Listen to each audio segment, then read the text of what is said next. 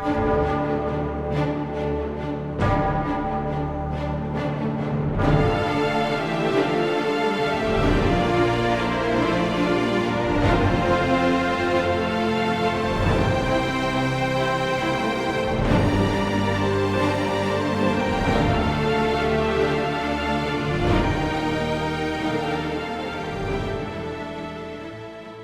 there everyone and welcome. I'm Zan from Fell and Fair, and today's video is going to be on choosing the right sort of medieval or fantasy boots for whatever you're doing, whether that is designing for a film or a stage play or costuming for a LARP or a cosplay. So anyway, we hope you find this helpful. If you do, please like the video.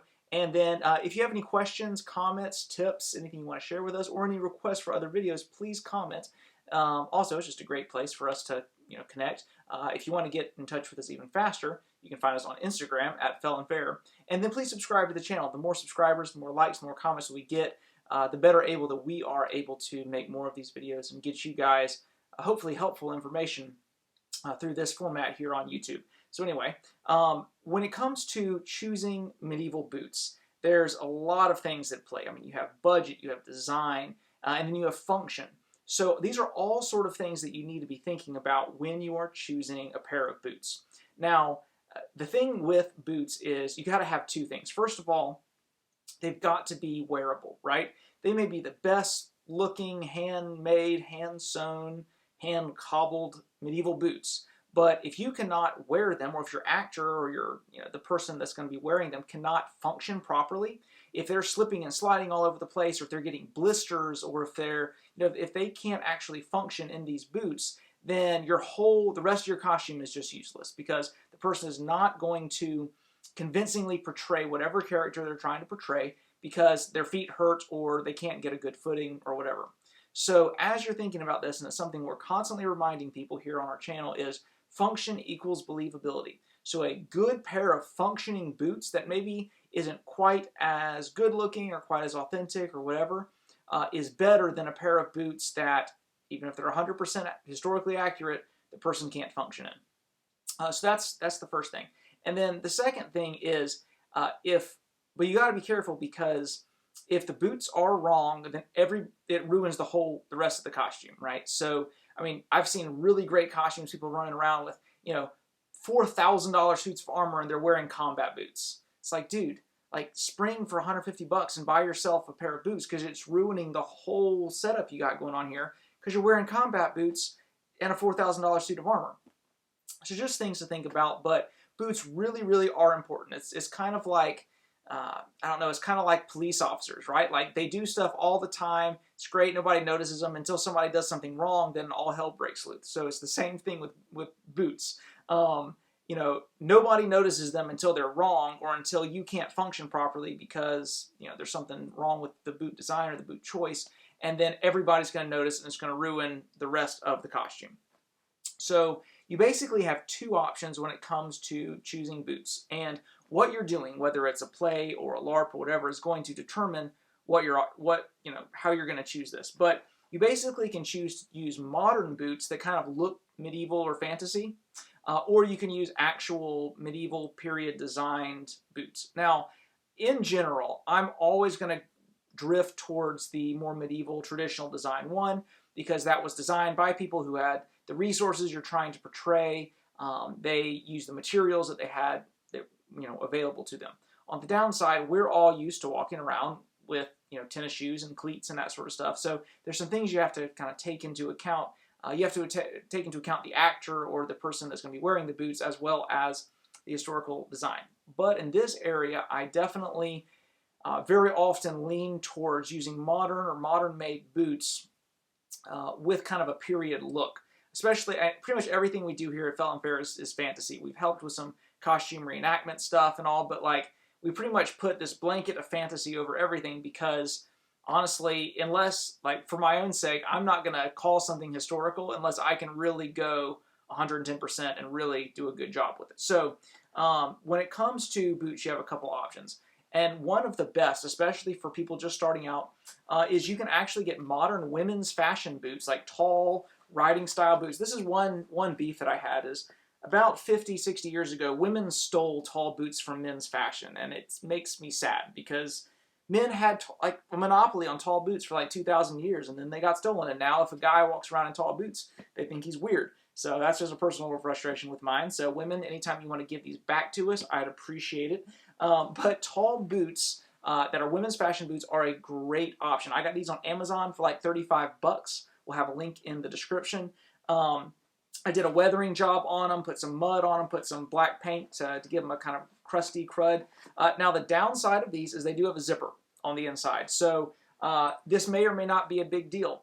There's ways to hide it. You can actually cut the zipper out and then punch holes along it and do some lacing through it and just tie that up. That's one way to kind of get around that. But sometimes you don't even need to do that. If this is a stage play where the nearest viewer is going to be 30, 40 feet away, or if this is a film where you can kind of trick the camera so that you just don't show boot zippers and stuff. A lot of times you can get away with that, and otherwise these are really cool, tall, calf-high riding boots. The style of which would, there were some kind of medieval precedent for those sort of tall riding boots. So that's kind of your introductory level. Another option is you can go to like thrift stores and stuff like that. A lot of times like markdown stores, they have good options. I got these pair. These are real suede leather boots. They've even got like a kind of not too aggressive, tread. They kind of look, leather from the side here. I got these at Goodwill for like 8 bucks. Now, once again, most of these are going to be in women's sizes. So if you're a really big-footed guy, if you wear like a 12 or above, you're going to have a hard time finding. This may not be an option for you. But I've found up to women's 12 and 13, which will fit usually men's 11 and sometimes 12 boots. And this is a really great option, and it's great for your budget too, because then, you get a pair of boots like this, and if you can fit these, you check boots off for $8, and you can spend the rest of your money on the fun stuff, like swords and armor and clothing. So just something to think about. And then this, when it comes to the high-end option for the modern boot types, these are actually my personal boots that I wear pretty much most photo shoots, most events. These are actually women's Teva boots. They're about 120 bucks, but they're literally just, they're hiking boots that have this tall leather, but it's 100% oiled leather, so they're pretty water resistant. I absolutely love these. I wear these every chance I get. They're super comfortable. Now, with all pairs of boots, whether they're modern fashion boots to medieval boots, you're going to have a break-in period, right? So there's some ways to do that. Usually just wearing them around is a good start. Sometimes with real leather boots, you have to actually wet them and kind of let your feet conform to, or the boots conform to your feet. So there is a break-in period, and I definitely got blisters the first time I wore these. But as soon as you start feeling that hot spot, just slap a Band-Aid on there and keep wearing them. But don't wear it all the way down to the blister, because then you're going to hate those boots. You're not going to want to wear them again. It'll be longer before you can get back in and continue breaking them in. So don't be stupid. You have nothing to prove. Just slap a Band-Aid on there and keep going. But anyway, these are great options. This would be like your high-end version. There's some other brands that have these, but these are real oiled leather women's tall boots. I think these are size women's 12 or 11. Anyway, that's a great option for you guys. Now, on the other end of the spectrum is you have your historical type boots. So we sell these in our Etsy store, and we give these to our weekend warrior folks. These are hobnailed medieval style mid-calf boots. So they're real leather. They've got medieval style hardware, brass hardware, antique brass hardware on them. And these have huge pluses, right? I mean, they look great. There's a lot of historical precedent for them. You can break them in, and from the folks that I've spoken to that have really broken these in and worn them a lot, they've become really comfortable. Now the downside is they're slick on the bottom. So if you're going to play an area with a lot of hills with slick, wet grass or something like that, then maybe these are not a good option. It's like if you're a reenactor, you're just walking around on flat ground, or if you're going to a con or something like that, probably not going to be an issue whatsoever. So these would be a great option. The downside is if you're doing a lot of fighting, a lot of combat stuff, and you're not used to wearing these, you don't know how to move in them. And it takes some adapting. You can learn to move very well in these, but especially right off the bat, especially for those of you who are designing for films, that sort of stuff. If an actor is going to be wearing these, they have no practice, then probably better to give them a boot with a little bit of a tread. So that's why we designed these, which are the same boot, but they've got a modern boot tread. Now, these are not going to be as historically period accurate, but they've got this really awesome, great, aggressive boot tread. Now, they're obviously going to be more expensive than these other ones, but this boot tread really gives you kind of an extra advantage, especially if you're fighting. So for a LARP event or for an actor that's not used to slick boots, this is another great option. And you've got all the benefits of the historical side as long as nobody sees the bottom. But that's the downside. So, you know, if you're doing a film and you're going to see the bottom of a boot, well, you're in trouble because nobody was running around with something like this in the 12th century, right? Now, another good option, these came from Epic Armoury. This is kind of a good medium. So you can see they've got this very slight kind of rubber bottom tread. These are also easier to break in because they don't have the solid leather thing on the bottom. But it's not too aggressive. It's not too crazy. From 10 feet away, soft focus, probably wouldn't be an issue. These you can see have all sorts of mud and stuff. We were filming with these this weekend on the bottom. But this is another option as well. So this is, once again, more historically patterned boots that still have some of the flexibility and some of the tread with them. Anyway, folks, I hope that's helpful. These are, like I said, this types of boots that we use. The way I started was going to Goodwill and just buying women's boots. It takes some getting used to, and you have to be a real man to be confident. Just walk in there and go to the women's section and try on tall boots. But it's totally worth it, and it can produce some really great results.